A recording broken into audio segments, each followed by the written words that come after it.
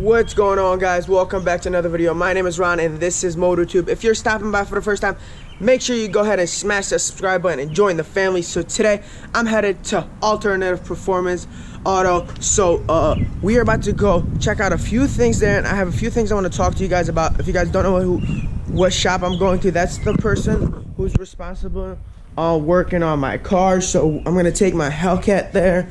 As you guys can see, these are my 17s on the slicks. I have the stock tires back on, so we're gonna hop in the car and get it started, and we're gonna be on our way.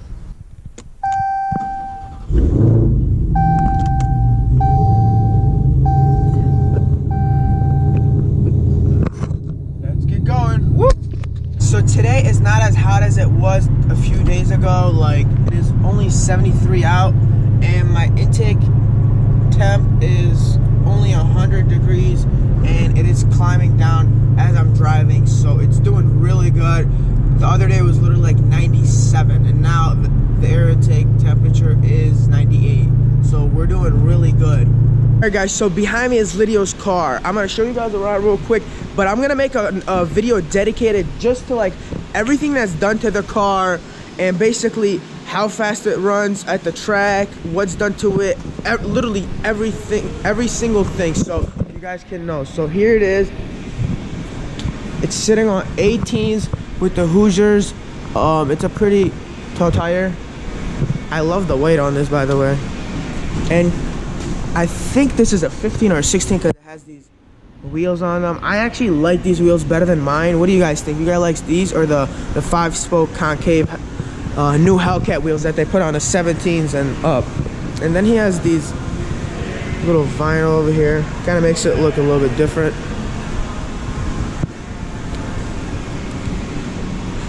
So, and another thing, I'm about to show you guys around real quick. Then he's gonna explain to you guys what it takes to make your Hellcat 1,000 horsepower. So I know a lot of you guys like to ask questions like that, so why not let a professional tell you guys a little bit more about it? So he'll be right back, and then he's gonna tell you guys. So let me show you guys. There's another Hellcat here. There's this white Hellcat. Looks really nice with the brass monkeys. So today it's like a white. There's a bunch of white cars. So it's sitting on some Nittos 315s. As you guys can see, a lot of people have been telling me that 315s won't fit on the stock Hellcat wheel. Well, there it is. It's right there. That's a 315, and it fits just perfect. I think any smaller wouldn't look as good. So that looks good. It also has the tan interior in here, which is super nice. It looks really nice. I think that only looks good on like a white or a black car, but this overall looks really good. And there's also this other Hellcat with a splitter. So I never really liked the splitters, but this actually looked really good. Just like, look at this. So the splitter, I think it's carbon fiber, or it might not be. No, it's just plastic. It goes all the way back here.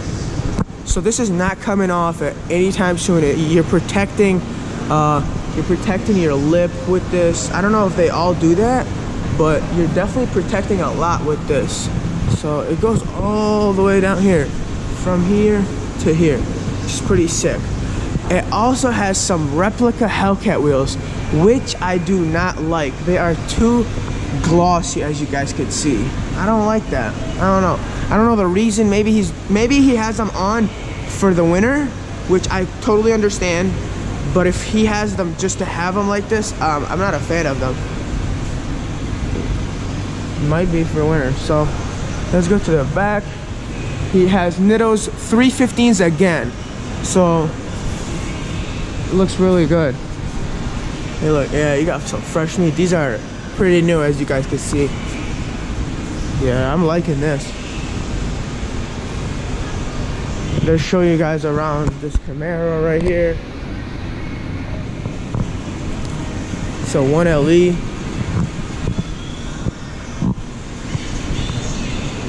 Another thing, these tires are 325s, 45s on 18-inch wheels. They look really good. He says these are like the best tires you could put far as on 18s, and they do really well. So I like them because the wheel gap, it's not as big of a wheel gap, so that makes it look a lot better.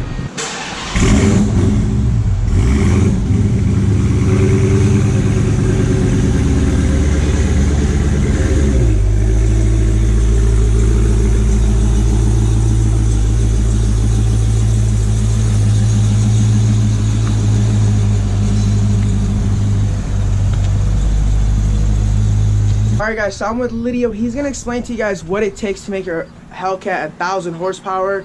He's the man that does this kind of stuff, so he'll tell you more than I could. So, alright, we got Lydio here. Hey guys, how's it going?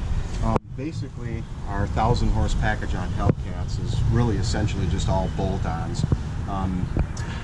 It starts out with one of the newer air boxes on the market that came out about a year ago, actually, not quite.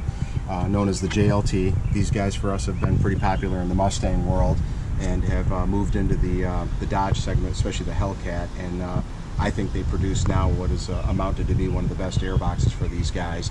It's sealed and it actually blocks off the factory heat vent in order to keep the air box. By the way, this is like a clear type of like a plastic, yeah, they call that. So nothing goes through it.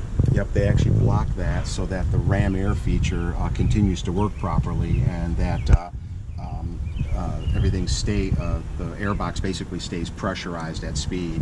And then the other thing is you can't really see it, but we like to use the 9.5% Overdrive Dampener that comes from Innovator West. We prefer that one because it fits good, and the pinning feature that they do where they pin the crank is a little bit better than what we've seen some of the other ones do. So basically we set these up and stay with no smaller than a 2.8 upper pulley, because we actually rev these engines to 7,000, which a lot of other Hellcat people disagree with. They tend to keep them at 59 to 6,200 shift points, and we found that by revving them to 7, they pull to nearly 6,800, and we don't leave anything on the table. So we don't run as much boost as the rest of the country will with some of these, and we run just as good or better by running a little bit less boost, revving them higher, and not producing quite as much inlet heat or inlet temperatures. But basically, after we do the crank pulley, a 180 thermostat, and we tune accordingly to turn the fan on a little earlier. The right belt. The belt is very tight. They don't need any auxiliary pulleys or any of that other stuff out there. We run a very short belt that's very difficult to put on, so it doesn't need any other auxiliary tensioners or any anti-slip stuff that some people will tend to use. We do very well with a clean, simple look.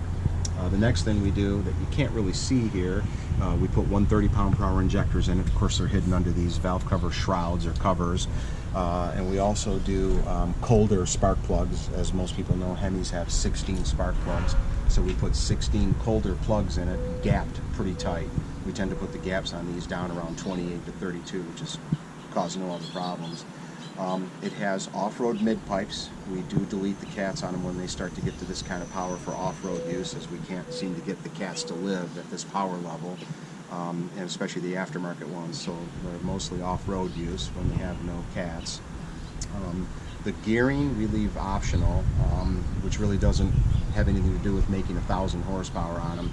The gearing is factory's 262. We recommend that when a Hellcat is over 850-ish to the wheel, or 8 to 850, we actually tell people not to change the rear gear because it just makes them that much harder to hook. Especially if the consumer runs the average 28-inch tall drag radial on an average 20-inch rim, or even some of the 15, 16, and 17-inch and 18-inch wheels that are out there, the tires are typically 28 inches tall. I only tell people to go to the 309 gear. That's real popular if their Hellcat is relatively stock power, or only up on power a little bit, or if they're running what is becoming popular nowadays, 29.5-inch tall drag radials. There's quite a few out there that are 17 and 18-inch wheels that are 29.5, and then myself, I run a tire from Hoosier that's 30.2 inches tall, and I found this to be the sweet spot with 900 to the wheel, 309 gear, full weight, 30 inches tall, actually 30.2.